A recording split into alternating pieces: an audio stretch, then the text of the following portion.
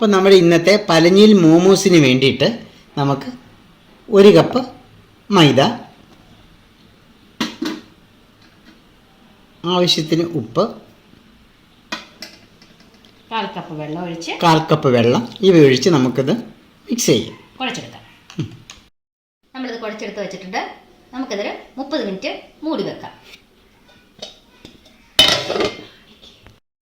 പലഞ്ഞിൽ മോമോസിന് വേണ്ടിയുള്ള ഫില്ലിങ് തയ്യാറാക്കാനായിട്ട് തുടങ്ങാം. അതിന് വേണ്ടി നമുക്ക് എണ്ണ ചൂടായിട്ടുണ്ട്. നമുക്ക് പൊടിയായിട്ടരിഞ്ഞ വെളുത്തുള്ളി ഇട്ട് കൊടുക്കാം. പൊടിയായിട്ടരിഞ്ഞ് 2 സവാള. ഇതൊന്ന് വാടി വരുന്നവരെ നമുക്ക് ഇളകിട്ടെടുക്കാം. സവാള വാടി വന്നിട്ടുണ്ട്. ഇതിലേക്ക് നമുക്ക് അരിഞ്ഞു വെച്ചിരിക്കുന്ന ക്യാബേജ് ഇട്ട് കൊടുക്കാം. പൊടിയായിട്ടരിഞ്ഞ് 3 പച്ചമുളക്. ഇതിലേക്ക് പാകത്തിന് ഉപ്പിട്ട് കൊടുക്കാം.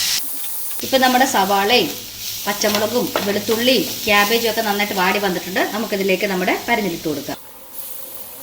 ഒരു 5 മിനിറ്റ് നമുക്ക് ഇളക്കി കൊടുക്കാം.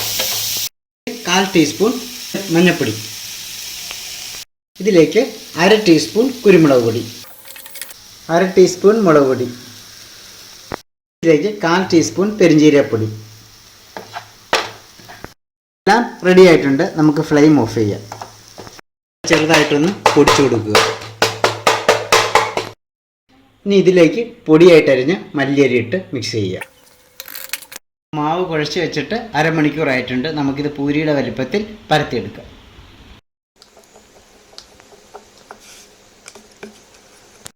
ഈ പരത്തി വെച്ചിരിക്കുന്നതിനകത്ത് ഫില്ലിങ് വെച്ച് നിറച്ചെടുക്കാം. ചുറ്റിന് നമുക്ക് ചെറുതായിട്ട് വെള്ളം നനച്ചു കൊടുക്കാം, ഒട്ടാൻ വേണ്ടിയിട്ടാണ്. ഇനി ഫില്ല് ചെയ്യാം.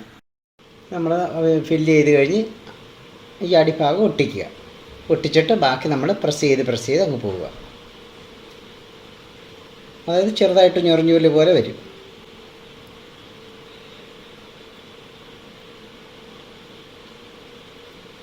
തന്നെ പല പല ഷേപ്പുകളിൽ എടുക്കാം.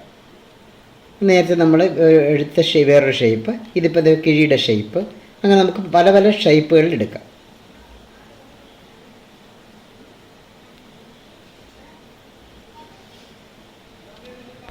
ഇത് നമുക്ക് ആവി കയറ്റി പുഴുങ്ങിയെടുക്കാം.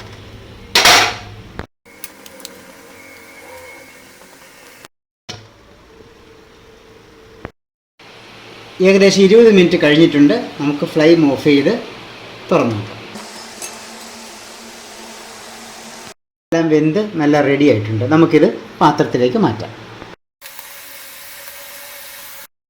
പലഞ്ഞിൽ മോമോസ് റെഡി ആയിട്ടുണ്ട്. എല്ലാവരും നമ്മുടെ ചാനൽ ലൈക്ക് ചെയ്യുക, ഷെയർ ചെയ്യുക, സബ്സ്ക്രൈബ് ചെയ്യുക. പുതിയൊരു വീഡിയോ ആയിട്ട് നമുക്ക് വീണ്ടും കാണാം.